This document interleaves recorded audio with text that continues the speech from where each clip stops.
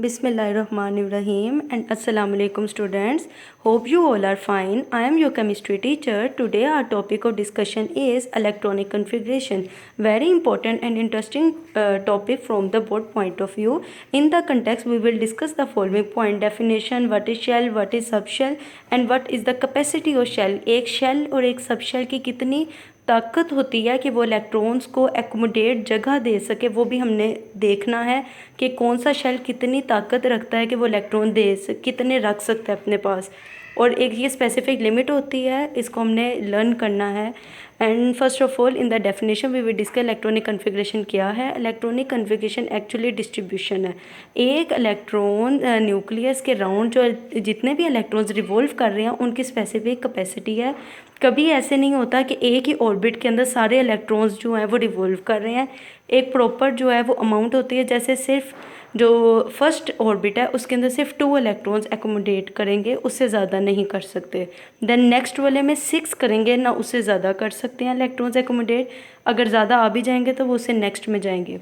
तो ये डिस्ट्रीब्यूशन जो इलेक्ट्रॉन्स की हमने रखी है इसको इलेक्ट्रॉनिक कन्फिग्रेशन कहते हैं। In the next what is shell and what is sub shell.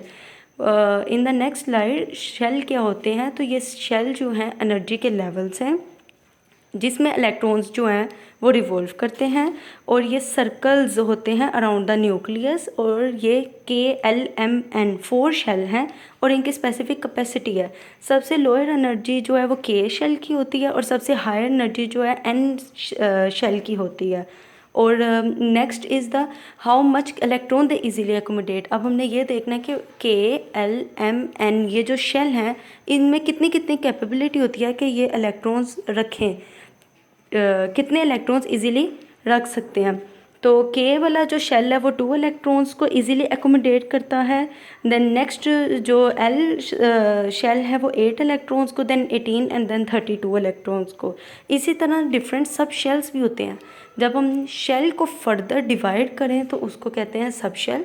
सब शेल के अंदर इलेक्ट्रॉन्स 2, 6, 10, 14 ये रेंज है। इससे ज़्यादा एक सब शेल के अंदर इलेक्ट्रॉन्स नहीं आ सकते, और इनको आपने लर्न करना है by heart. This table which I have to draw on the slide, n value shell subshell, this is very important. And after that in the last I will discuss some of the examples. In the board exams examiner gives you any of the elements, so you have to learn electronic configuration, so you have to easy practice on these elements. यहाँ तो मैंने सिर्फ थोड़े से जो है follow किए हैं, बट आपको पूरी ग्रिप होनी चाहिए इनके ऊपर, इलेक्ट्रॉनिक कन्फिग्रेशन किस तरह निकालते हैं। इसमें जो मैंने डिस्कस किया है वो sodium, magnesium, aluminium, silicon. Okay student, आपको एटॉमिक नंबर भी इसमें पता होने चाहिए, याद होने चाहिए अच्छी तरह। मैथ्स नंबर को हम इसमें फॉलो नहीं करते हैं, हम इसमें जब भी देखते हैं इलेक्ट्रॉनिक कन्फिग्रेशन के लिए तो एटॉमिक नंबर देखते हैं। और ये इंपॉर्टेंट जो एलिमेंट्स थे इनको मैंने डिस्कस कर लिया। जो 11 से कम एटॉमिक नंबर होते हैं, जैसे 10, 9 फ्लोरीन का होता है, 8 ऑक्सीजन का, 7 नाइट्रोजन का, 6 कार्बन का, ये सारे इजीली हमें प्रीवियस क्लासेस में आते हैं, इसलिए मैंने इनको डिस्कस नहीं किया।